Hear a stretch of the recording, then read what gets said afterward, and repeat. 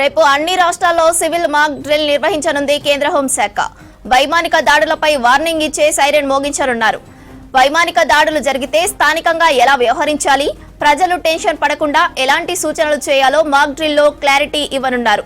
కీలకమైన ఫ్యాక్టరీలు, ఇతర ముఖ్యమైన వ్యవస్థలు బయటకు కనిపించకుండా బ్లాక్అవుట్ చర్యలపై రిహార్సల్స్ తో అవేర్నెస్ కల్పించనున్నారు. అటు పాక్ ప్రతీకార దాడికి దిగితే హైటెన్ ఎయిర్ ఫోర్స్ రేడియో కమ్యూనికేషన్ పనిచేసేలా చూసుకోవాలని హోంమంత్రిత్వ శాఖ అన్ని రాష్ట్రాలను ఆదేశించింది. కంట్రోల్ రూమ్ల పనితీరు ఎప్పటికప్పుడు రివ్యూ చేసుకోవాలని కేంద్రం అలర్ట్ చేసింది. దేశవ్యాప్తంగా 259 ప్రాంతాల్లో ఈ మాక్ డ్రిల్ కొనసాగనుంది. తెలుగు రాష్ట్రాల్లో విశాఖ, హైదరాబాద్ లో మాక్ డ్రిల్ కొనసాగనుంది. ఇక ఇదే విషయంపై మరింత సమాచారం మదార్ అందిస్తారు. మదార్, మాక్ డ్రిల్ పై కేంద్రం సన్నద్ధమవుతోంది. ఏ అంశాలపై పౌరులకు అవగాహన కల్పించనున్నారు? వివరాలేంటి? శ్రవంతి, భారత్ పాక్ మధ్య ఉద్రిక్తతలు పెరుగుతున్న నేపథ్యంలో కేంద్ర ప్రభుత్వం యుద్ధ సన్నాహకాల్లో భాగంగా కీలక అడుగులు అనేది కూడా వేస్తుంది. దానిలో భాగంగానే ప్రజలను అప్రమత్తం చేసేందుకు దేశవ్యాప్తంగా మాక్ డ్రిల్స్ నిర్వహించాలని కూడా భావిస్తూ ఉంది. దానిలో భాగంగానే అన్ని రాష్ట్రాల సిఎస్లతోటి ఈరోజు కీలక సమావేశాన్ని కేంద్ర హోంశాఖ కార్యదర్శి గోవింద్ మోహన్ నిర్వహించారు.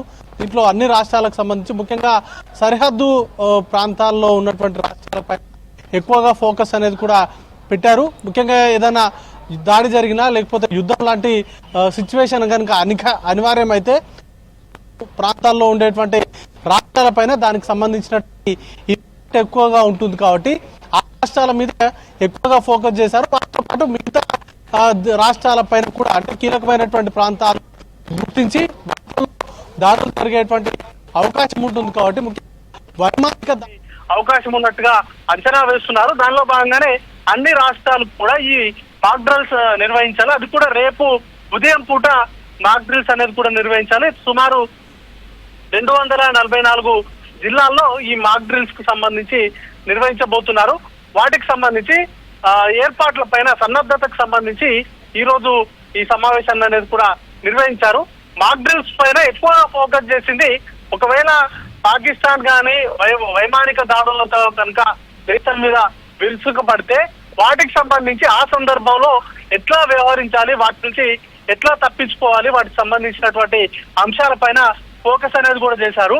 వైమానిక దాడులు కనుక జరిగినట్లయితే సైరన్ అనేది కూడా మోగిస్తారు. ఆ సైరన్ మోగించిన తర్వాత ప్రజలకు ఎట్లాంటి తప్పించుకునేందుకు ఉండేటువంటి అవకాశాలు కావచ్చు, వారు ఎట్లా వ్యవహరించాలి, వీటన్నింటిపైన కూడా ఫోకస్ చేశారు. ఎన్డీఆర్ఎఫ్ కు సంబంధించినటువంటి అధికారులు కూడా ఈ మాక్ డ్రిల్స్ లో కూడా పాల్గొంటారు. ముఖ్యంగా పౌర సమాజానికి సంబంధించి వారు ఎట్లా సెల్ఫ్ డిఫెన్స్ కు సంబంధించి సెల్ఫ్ డిఫెన్స్ కి సంబంధించి సేఫ్టీకి సంబంధించి తీసుకోవాల్సినటువంటి మెజర్మెంట్స్ పైనే ఎక్కువగా ఫోకస్ చేశారు. ఇక రాష్ట్రాల్లో ఉన్నటువంటి కంట్రోల్ రూమ్స్ కూడా ఎప్పటికప్పుడు వాటికి సంబంధించినటువంటి పనితీరు పైన కూడా రివ్యూ అనేది కూడా నిర్వహించాలని కూడా కేంద్ర హోంశాఖ ఆదేశాలు జారీ చేసింది.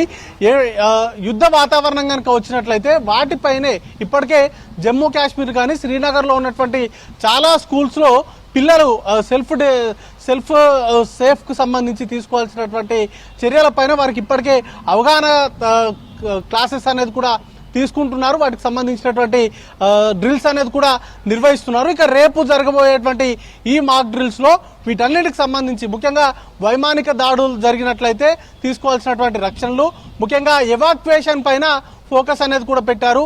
ఎవరు కూడా ప్యానిక్ అవ్వకుండా వైమానిక దాడి జరుగుతుందన్న సందర్భంలో ప్యానిక్ అవ్వకుండా వారు అక్కడి నుంచి ఎవాక్యుయేషన్ కు ఉన్నటువంటి అవకాశాలను ముఖ్యంగా పౌరులు, విద్యార్థులు ఎట్లా వాటిని తప్పించుకోవాలి, వాటికి సంబంధించి సురక్షితమైనటువంటి ప్రాంతాలకు ఎలా వెళ్ళాలి, ఎవాక్యుయేషన్ కు పోలీసులకు కానీ లేకపోతే అక్కడ ఉండేటువంటి అధికారులకు ఏ విధంగా సహాయపడాలి, వీటన్నింటిపైన కూడా ఈ మాక్ డ్రిల్స్ అనేది కూడా ఉపయోగపడబోతున్నాయి. దాంతో పాటు ఇప్పటి వరకు ఏదైనా లోటుపాట్లు ఉంటాయి, సైరన్స్ పనిచేయకపోవడం కావచ్చు, లేకపోతే అధికార యంత్రాంగానికి సంబంధించి ఏవైనా లోటుపాట్లు ఉంటే ఈ మాక్ డ్రిల్స్ ద్వారా వాటన్నిటినీ కూడా కవర్ చేసేటువంటి వెసులుబాటు ఉంటుంది. దానిపైన ప్రస్తుతానికి కేంద్ర ప్రభుత్వం ఫోకస్ చేసింది. గతంలో ఎప్పుడు కూడా ఇట్లాంటి మాక్ డ్రిల్స్ జరగలేదు. ఎప్పుడో 1971లో జరిగింది. ఆ తర్వాత ఇప్పటి వరకు కరోనా సందర్భంలో కొన్ని ప్రికాషనరీ తీసుకుంటారు. నార్మల్గా అగ్ని ప్రమాదాలు జరిగితే ఎట్లా వ్యవహరించాలి, బిల్డింగ్స్లో ఏదైనా ప్రమాదాలు జరిగితే ఎట్లా వ్యవహరించాలి అనే వాటిపైనే మాక్ డ్రిల్స్ అనేది కూడా నిర్వహిస్తూ ఉంటారు. బట్ ఈసారి మాత్రం అందుకు పూర్తి భిన్నమైనటువంటి సిచ్యువేషన్ ఇది.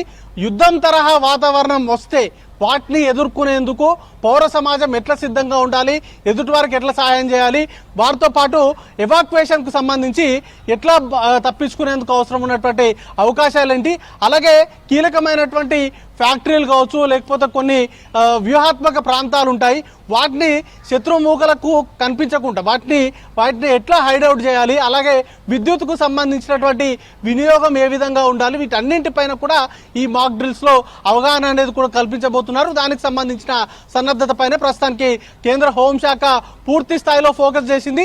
దానిలో భాగంగానే అన్ని రాష్ట్రాల సిఎస్లతోటి ప్రస్తుతానికైతే మీటింగ్ అనేది కూడా నిర్వహించారు. ఆయా రాష్ట్రాలలో ప్రస్తుతం ఉన్నటువంటి పరిస్థితులు కావచ్చు, వారికి అవసరమైనటువంటి సహాయ సహకారాలపైనే ప్రస్తుతానికి కేంద్ర హోంశాఖ పూర్తి స్థాయిలో ఫోకస్ చేసింది. దానిలో భాగంగానే ఇప్పుడు ఈ రోజు జరిగినటువంటి సమావేశంలో వాటిపైన పూర్తిగా చర్చించారు. శ్రవంతి, రేపు అన్ని రాష్ట్రాల్లో సివిల్ మాక్ డ్రిల్ నిర్వహించనుంది కేంద్ర హోంశాఖ. వైమానిక దాడులపై వార్నింగ్ ఇచ్చే సైరన్ మోగించనున్నారు. వైమానిక దాడులు జరిగితే స్థానికంగా ఎలా వ్యవహరించాలి, ప్రజలు టెన్షన్ పడకుండా ఎలాంటి సూచనలు చేయాలో మాక్ డ్రిల్లో క్లారిటీ ఇవ్వనున్నారు. కీలకమైన ఫ్యాక్టరీలు, ఇతర ముఖ్యమైన వ్యవస్థలు బయటకు కనిపించకుండా బ్లాకౌట్ చర్యలపై రిహార్సల్స్ తో అవేర్నెస్ కల్పించనున్నారు.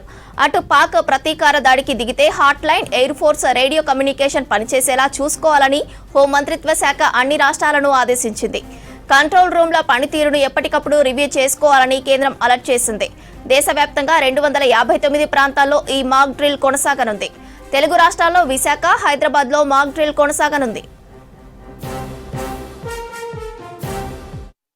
देश में इस तरह की आपात स्थितियों से निपटने के लिए एक मॉक ड्रिल का आयोजन किया गया है, ताकि आम नागरिक, आम जनमानस इस बात को समझ सके कि उसे किसी भी आपदा की स्थिति में, किसी आपात स्थिति में अपना बचाव कैसे करना है, अपने पड़ोसी का बचाव करना है, दूसरे लोगों का कैसे बचाव करना है, उनको कैसे सहायता पहुंचानी है।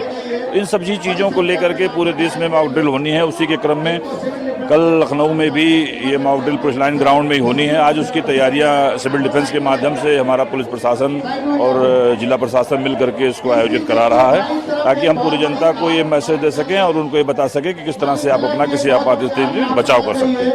ये अभी जो हमारे पड़ोसी देश से तनाव हुआ है, उसके संबंध में सिविल डिफेंस एक्सरसाइज कर रहा है कि अगर कोई बड़े पैमाने पर हवाई हमला होता है या इमरजेंसी होती है, तो उसमें कम्युनिटी, जब संसाधन सरकारी कम पड़ जाएंगे, तो उसमें मिनिमम संसाधन से कम्युनिटी कैसे अपना बचाव करेगी, उस मिनिमम संसाधन का सही से इस्तेमाल करने की लगातार सिविल डिफेंस ट्रेनिंग देता है।